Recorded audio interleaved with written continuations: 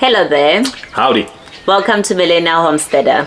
Yes, so this is episode 2 from Farm to Heart. And you're watching this and you finally decided maybe that, you want to actually do this homesteading, but then you're wondering which kind of homestead should I then really get? Exactly. And a lot of the times we're asked by, people, what kind of flavor should I get into? What type of homestead should I have? Is what I'm doing actually homesteading?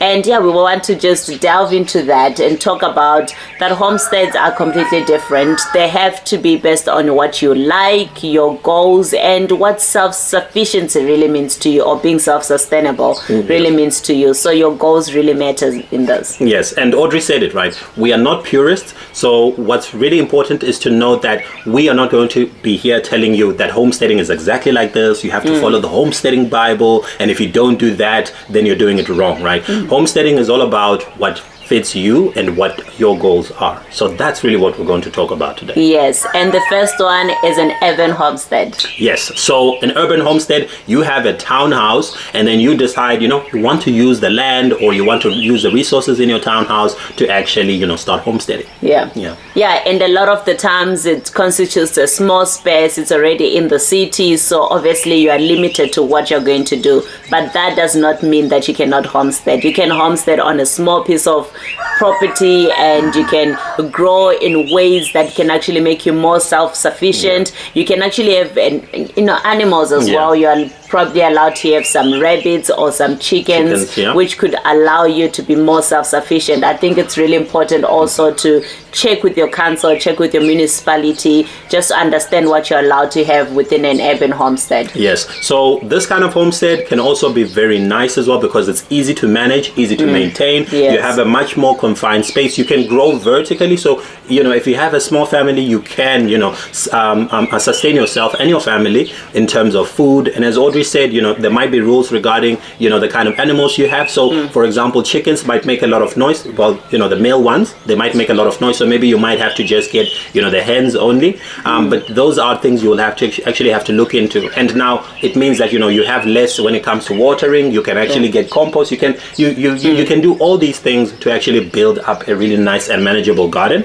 But space, of course, becomes a challenge, right? Yes, absolutely. And another thing that just to keep in mind is the element of being off the grid. Yes. Once you're in a city, it's kind of difficult, very difficult, right? So for example, right, usually when we look at being completely off grid, which is, our definition of what being self-sufficient really is, we're going to look at food. So, it may be doable a little bit more, but then when it comes to the water and the electricity part, it might be a little bit more difficult, right? Yeah. So I think the water will probably be the most difficult because you're usually in the city connected to the government, water system. So you also probably don't have a very big space to harvest water and so on. So that'll be a challenge. The electricity one, you might be able to, because if you can get solar, you might be able to, but also depending on, your setup as well, it might be a little bit challenging. If it's a flat or it's connected, and you've got a whole corporate body, that might be a little bit difficult. Exactly. So there are certain costs that are going to come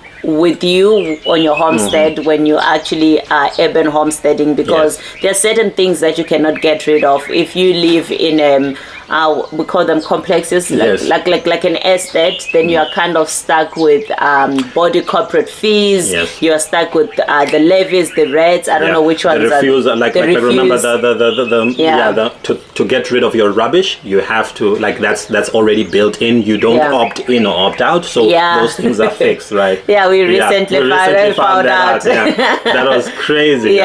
So we paying in our Jobbik home, we are paying 400 rands every single month just to get the refuse company to come remove, we call it pick it up, what is called pick it up, to come and pick up our dustbin. But we didn't have a dustbin, but they were charging every month. And the guy actually asked us, so you guys have been paying this? We're like, we've been paying. It's like, what? He didn't even understand it himself. So those costs come with you for life. Yeah, you can't do anything. Yeah. And yeah, like these are running costs. Like once you get your property, they probably start being applied.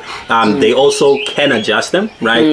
Some of them, it's not even based on your use and whatnot. So they're like there and they're fixed. So if your definition of being, of homesteading is complete self-sufficiency and being disconnected from the government, the city homestead is going to be a bit difficult because I'm telling you, if you have to fix something on your account or change something and make an amendment, you have to work with government. And these processes not only take a lot of time, they are also really, really poor, like to actually make those changes. It will take you months and months, and sometimes it doesn't even get, changed. So this is something that you really just have to note, right? The city does have its advantages. It's smaller, it's more manageable. It might be cheaper for you as well. I mean, in terms of to start it up, like the garden and the animals and so on.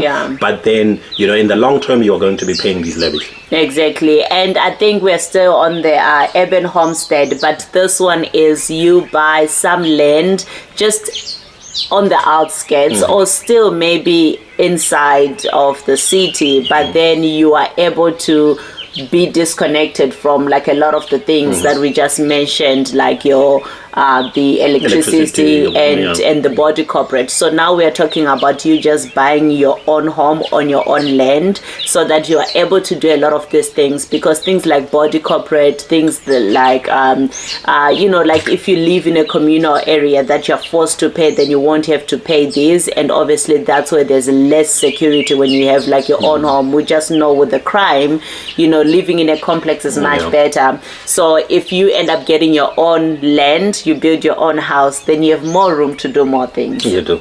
Yeah. But then you also do, as Audrey said, you trade off a few things. You have to consider, the safety and things like that. But then even still then, you will probably still have to pay certain rates and levies and taxes. Just for just having access to the land there. And having the roads come to your house. So you are going to have to pay a little bit. But then in this aspect, you are defining how much land you want to use and what you want to add on there. And once you are on the ground, chances are the rules and laws are quite flexible in terms of what you can have in your home and how much you can grow, because I know that in certain places you're not allowed to actually grow anything in the yard because it's maintained by the body corporate or the people that manage the complex or the estate. So yes, when you have your own land, we actually had written here it's like semi off the grid because you have a lot more room. So it's definitely the type of urban homestead that I would go for if I was still in the city. Yes. So I mean, absolutely right. So I think a very good rule basically is that the more you move away from body corporates, from homeowners association, what you're going to find is that you will have more control in regards to what you can do for yourself. So you'll have more responsibility to make decisions on how to set up your home and how to actually make your place look and feel right. But again, you then have more responsibility in making sure that things are fine. So you're now going to have to probably get your own like a security. You're going to have to get your own water or set up your more of your own electricity or get that set up. So I think the rule basically applies. If you move in, you're interested in a place, you go in, do a little bit of research, ask about how many bodies, corporates, like basically what are the rules that govern that area. The less they are, you will have more freedom, but then you will also just have more responsibility. I just wanted to make a note of something here. There are a lot of properties that I've been seeing around in the outskirts of Pretoria where they sell like 1 hectare land in these estates, which are really nice and big and so forth.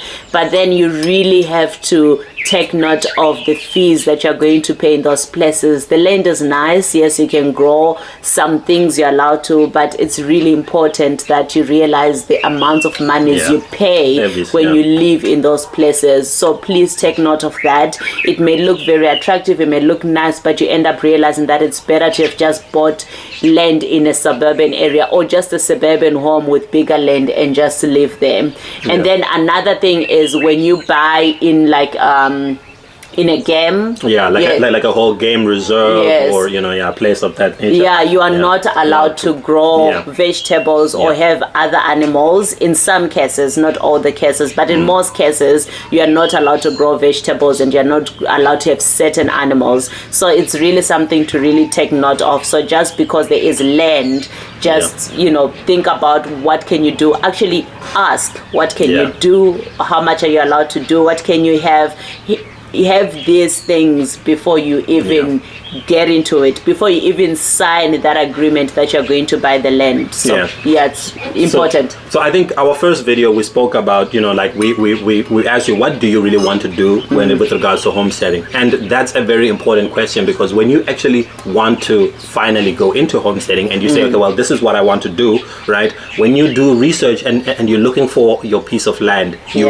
really need to know exactly all the things that you're allowed to do and not allowed to do. So for example, on our property here, there's a certain part next to the river where we're not allowed to build. Now, for example, if we really had been said that we really want to build over there or want to do certain things, like that is very important information to know, because what happens is that you get your piece of land and then you find out that there are so many rules or certain restrictions and things. We've had people reach out to us and tell us that they wanted a nice piece of land and then they bought it and then it ended up being like in a reserve, because it was nice, it was very beautiful and pristine, it's great security there, and there was a promise that it's gonna grow up in value. But then now they're in a place where they want to start growing their own food and they want to be more sustainable, but they can't, right? Their whole like establishment refuses, and they're paying more than 2,000, 3,000 rands a month in levies and fees. So those are decisions that you really have to make. If that's not a problem for you, that's perfectly okay, because if you're happy with just having a beautiful pristine place and the safety, that's okay. But if you are looking to one day just be completely off the grid and being not paying anyone, like being self-sufficient, not paying someone for water, electricity and food, then that's not going to be ideal for you. So don't just go into it without really knowing what's going on. I think here what we are trying to allude to is understand what your goals really are and what you want before you even get your next home, before you even buy your next land. You get so excited about the whole process, and then you get there, then you realize, oh no, you are not even allowed to have a mobile home, and your dream is to live in a mobile home. So if, let's say, for example, maybe we are rambling a little bit, but I think this is important as well. If you buy land in a suburban area and then you decided you want to live in a caravan, because those caravans sometimes are so beautiful, you want to live in a tiny home or a container home or whatever type of home that you want, that is not a brick house like our conventional home. Exactly. Some municipalities actually don't allow that. They need you to have a permanent structure. So the moment you move there, after like a few months, they want you to have a plan of what you're going to do with that land, what kind of home you're going to build. So think about all those things, because we know that in the Western Cape area, there are areas where you are actually not allowed to have a mobile home or a non-permanent structure on the land. So you really have to please don't make that mistake, right? When you just buy a piece of land and you get there, you're like, well, I want to make a log house, and then you find out that you're not allowed anything that is not a brick, right? So that's really important. The other thing is also rules about like not only just the kind of structure, but like how many structures you're also allowed to put, right? I think like where we are, for example, right now, the zoning only allows 2 permanent structures because it's on farm. Every because it's technically a farm zone, like a farm area. I mean, now we are like a mixed. They're zoning it for it's a mixed area, but then like historically it was still like it's historically farming space. So if you move into a place and you say, okay, well, this is great, I want to build 5 permanent houses, like it's a beautiful piece of land, I want to build 5 permanent houses, I can bring in my parents, I can bring in my family, and everyone can... I can rent it out. I can rent it out because everybody wants to do Airbnb, and then you move in and you find out that you're only allowed 1 or 2 permanent houses. that will be a bit of a challenge. Then you will then have to pivot and maybe do something temporary or so on. But those are some of the decisions that you really need to think about. Yes, right? yeah. And then the next one that we want to talk about is actually buying land and getting out of the the city.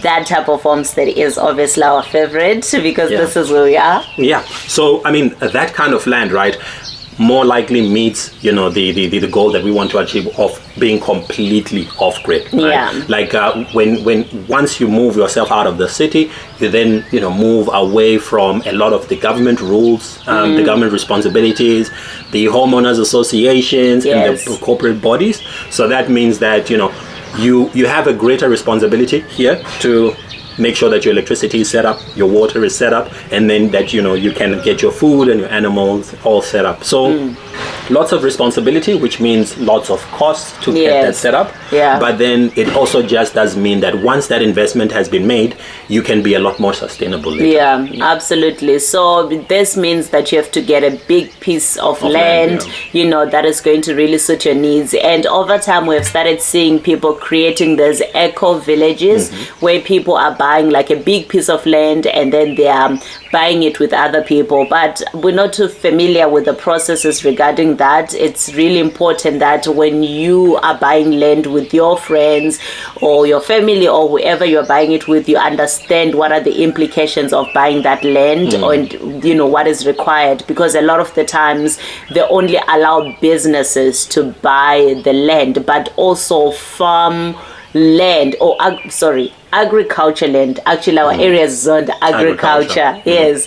If you are buying agriculture land, then apparently you're also not allowed to buy agriculture land as a company or something along those lines. We don't know, but please find out. There are so many rules associated with buying land and then building together, because you still have to remember that when you get the land, when you're now building, there is a limitation of the structures you're going to put there. So you can buy the 100 hectares and then buy it with 10 people, and then they say you're not allowed to have 10 buildings. Then what happens? Yes, exactly. And then there are also rules regarding things like noise and so on. So although there's less government intervention, right, there are still rules that you still have to play by, right? Making sure that you're not making, like partying at night. You cannot be doing that because, again, these are really, agricultural spaces and so on. The structures that you can put on there, the activities that you can actually do as well. There are also, like initially when you want to buy, they're going to want to know, why do you want to buy this? What is your intention? Right?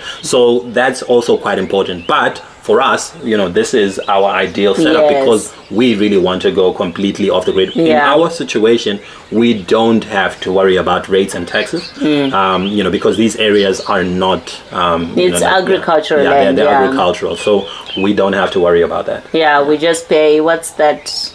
The yearly fee. I think it's like we just have a municipal account. We don't pay any pick it up, we're not paying $500 for someone to come throw away our refuse and so on. But all that responsibility falls on us to get rid of our trash. That's us. To make sure the roads are fixed. That's us. That's all of us as well. And the rainy season is and the rainy season is almost here. So, a lot more responsibility. But as we said, right, once there's more responsibility, there's also, a greater ability to be independent. Exactly. Look, we would take paying, I don't know if it's like 200, 100 rands a year than to pay 300 rands for something that you don't even know what's going on, or 2,000 rands for roads that are not getting fixed, and we know they're not getting fixed. So I think it's really nice to know that we are responsible for our lives. We're responsible for what happens to us, our well-being. It's really, it feels good to have that responsibility to ourselves and not rely on anyone. So it's really something to to consider if you want to homestead and be more self-sufficient. And also I think it's important to think about the amount of land that you're going to have depending on what you want to have on your homestead. So it's really weird because you start reading these things once you're on the homestead, not before. So if you want to have like a cow, apparently you need 1 hectare to feed a cow for the whole year. So that doesn't mean that you cannot have cows on your land if you have like 3-4 hectares, but now you have to start considering the food aspect. You're gonna have to feed them some supplement. That's a cost. If it's goats, you have to do the same thing. So, and also, is your place then covered? Once you have animals, do you have covering that is really strong and sufficient for them? Goats do not play around. They will make sure they test your fence, right? So, and if it's gonna be cows, you don't want these animals of yours actually getting out of your territory. So you want to make sure they're all enclosed. So we remember when we got our place here, we were a bit annoyed or disappointed that we got just under the 2 hectares. We wanted like 10 or 8 or whatever. And I think in retrospect we realized that probably saved our lives. Yes, because it's a lot. I want to say it in a very nice way. If you can possibly get a smaller piece of land, do it, because you're going to learn so much. And if you're still young like us, you still have many opportunities to buy something bigger. And I think a lot of the times we want to go straight into buying 10 hectares, 20 hectares, 50 hectares, but then you have to start thinking about how are you going to maintain and take care of this homestead, of this land, because fencing just the area that we fence, and I think we spoke about it in the other video, it cost us 38,000 just to have it. There's a video about our fencing. It cost us just 38,000, and we are not even done fencing it. We haven't even covered our full property. There was already a partial fence, which really cut out the cost, because the fence that was put was using the structures that were on the fence. So if you move into a place and there's zero fence, you are going to, I think at one point we had requested a quote from someone entirely, and they had we got I think 2 quotes. One was 70-something thousand. The other one was in the region of 110. No, 168,000 to do the whole area and electrical fencing, and they were including labor in that, right? So that worked, but then they also lived far, so they were going to ask for like a place to stay. Probably, so they're going to be using our resources while they're doing the fence. And then the one for like the 70,000, it's honestly, it's just ridiculous. And we recently had someone reach out to us saying that they've been trying to fence their homestead. Why am I laughing? It's so sad. They've been trying to fence their homestead, and just that is giving them so much headache that they didn't even finish to fence this homestead. They sold it. It's hectic. It's honestly hectic. So please, get a half hectare. It's perfectly fine. Get a half hectare. Get a hectare. Stop right there. There's no need for 8 or 20. Or, we all have that dream, but get a nice, small, manageable piece of land. If it's got land that's arable, where you can find a small space, you're like, okay, well, I can grow here, that's fine. And then some of your chickens can roam around, or whatever few animals that you have can roam around. You can secure it, you can close it off. That's perfectly fine. And then you keep it moving. Because also you want, I think we'll talk about finances in our next video, because you really want to keep your costs very low when you move to the homestead, because they quickly build up. There's just so many things that you have to do on your homestead, because you get there, you have bought the land, you're super excited, and then there's no structure. That means you have to build a house. Then you realize, oh no, there's no water. Oh no, I need electricity now. Oh no, now I have to build this. Unless you're those people that are comfortable with putting out a GoFundMe page out there, please donate, do this and that, then maybe that will be the kind of thing you do to, I don't know. But just be careful, be mindful about the amount of land you get from the get-go. It's important to start small. I can't believe I'm saying that. It's hard. It's important to start small. It's important to start small, and you grow from that, and you grow from it. If you're still young, you have a lot of opportunity to buy bigger when you have all the money in the world. But if you have all the money in the world, please just buy yourself 100 hectares, fence it up, 20 cows, 300 goats, 100 chickens, get whatever you want. 2,000 cows. 2,000. I think then the last one we wanted to talk about is the tribal the tribal homestead. So a lot of times when we speak with people, the homestead that they have in mind is a nice, fancy homestead somewhere. It's the Instagram homestead. Yeah, the Instagram homestead, somewhere in the middle of the mountain somewhere, in some fancy place, in some, expensive, location or so on. Yeah. But the thing is that, like from where we grew up, like a lot of people actually live in, traditional, like they have a traditional setting, rural places. And what then happens is that people want to do homesteading, but then they ignore then those places. Yes. And, what we're also saying is that, it's worth giving those places a consideration. Yes, exactly. Because a lot of the times, if you, for example, I currently work in an area within the Bushbuck Ridge area. I don't know if you know it, but then it's also not far from like the towns there. So if you are not if you are able to work in those closer towns, like if you still have a full-time job and you're able to get a job in the closer towns, close to like more of a like a rural area. So I think it's something to really consider, because the land there is more affordable, very affordable. You can buy it out straight cash, right, which is a very important element, right? Which is important. And also maybe that's where you already grew up. There's really nothing wrong, guys, with going back where you grew up and building the land that your forefathers, your grandparents, everyone had, because you know what, there is an aspect of community there. And when we are talking about being self-sufficient, community is everything. We spoke about this last week in our previous video. So it's really important that you really think about it. And also because it's tribal land, actually you might actually just get it for free and it's yours, and no one is going to move you from there. That's your land, and you really understand it as well. And I don't understand why we don't want tribal land. Yeah, I think it's probably just elements of stigma, and just tend to associate it with poverty from our case. Like from our backgrounds. But when you go there and then you look at the setup, like you find out that it's definitely going to be affordable.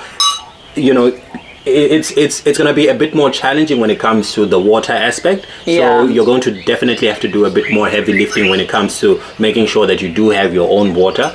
But then when it comes to, you can get a large piece of land, which means that you can afford, also to enclose it, right? You can, also buying the materials is a lot cheaper. So building is definitely cheaper in those places. I mean, people build extremely nice, homes with, some really, good amounts, like 50,000 rands can get you a really beautiful nice house. With the labor and the materials, everything. As compared to when you're in the city, you can get the chickens. Like, Audrey just recently got chickens from, a rural area for how much was that? Well, 50 rand. $50, this is usually a chicken that you buy for 300 rands, 400 rands. So, so when you're also planning and to go, they're telling you it's hardy. And they are really hardy chickens. They got here and then they started producing eggs, right? Remember we spoke about preparedness, so we also then decided to make decisions to be more prepared. But when you are in the rural space, things are cheaper. You can get resources and you can get your animals, you can bring them in, you can kind of set that up. So all we're saying is that it's not really an option that people need to look down on. If you get a small manageable piece of land, you don't have to worry about rates, levies and taxes. You can just focus on actually getting your property to be more self-sufficient. Exactly. So if you are already working online and you are able maybe to sustain a business online, then it's definitely a good option. Get tribal land, set up your homestead and live happily ever after. Yes. Yeah, and that's really it. From us, that's really what we wanted to talk about, right? What kind of homestead do you want? What is it that you need to really consider when you go in and you start looking for that homestead? These are all things that we wish people had told us before. But once we moved in here, we realized, okay, there are rules over here. We can't do that. We can't do this, and so on. And then some of the things would have been nice to know a little beforehand. But then we are definitely very happy that we made a decision to be here, because there is just so little government intervention here. So we are able to be more self-sufficient. Exactly. So let us know what kind of flavor of homestead you want to get into. What have you considered?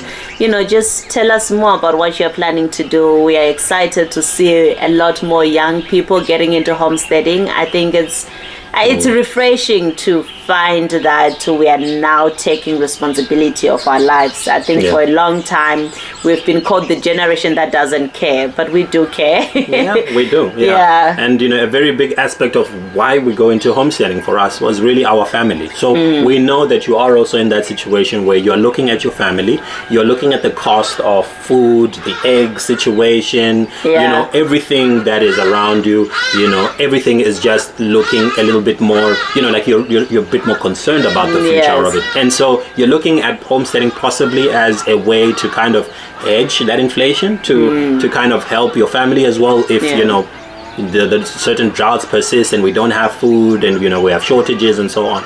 So it's definitely worth considering, but before you actually jump in, you really need to have made up you made up your mind and do your research. Yes, please do your research. You don't want surprises, and the surprises are usually costly. Yes, very expensive surprises over here. So thank you so much for watching. We hope you like, share and subscribe, and then we'll see you on our next video. Yes. Yes. Bye. Bye.